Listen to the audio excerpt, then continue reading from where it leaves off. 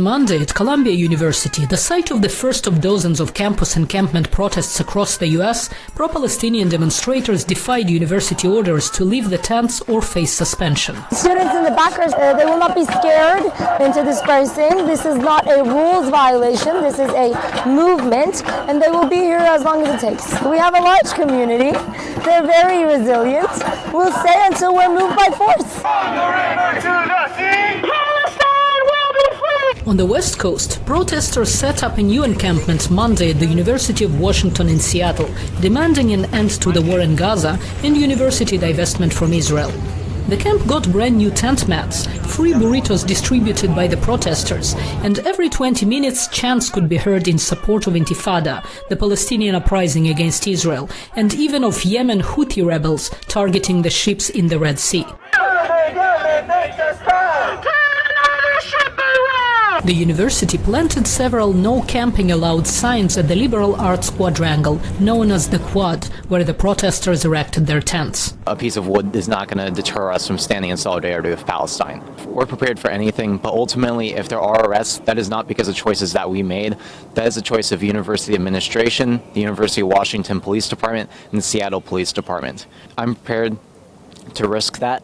Some faculty members argued that the university administration shouldn't have allowed for the encampment to form. Professor Stuart Regis, who teaches computer science, hopes the protest doesn't get to the point where police intervene. I'm a little concerned that the university is allowing them to violate our own policies. I think if this was a White Lives Matter camp that was flying Confederate flags and upsetting black students who might be walking by, I don't think it would be allowed. So I think there's a double standard here that they're allowing this, but I'm glad that so far it's peaceful. I hope it stays that way. Protesters say they're planning to stay until their demands are met. The first is to end the repression of pro-Palestinian students, staff, and faculty. The second is that this university materially divest from Israel, and the third is that it cut ties with Boeing. The aerospace company, with factories based in the state of Washington, collaborated with Israel in developing its anti-missile Arrow 3 defense system that recently successfully intercepted ballistic missiles fired by Iran against Israel. Israel supporters ask why the protesters are not addressing the topic of Hamas and the hostages it keeps in Gaza. Well, I feel great sympathy for the families of hostages. Here in the United States, I have to look at what I can do. And I see that my government is providing billions of dollars in military aid to Israel. Besides the call for ceasefire, the protesters' messages vary when it comes to a long-term solution.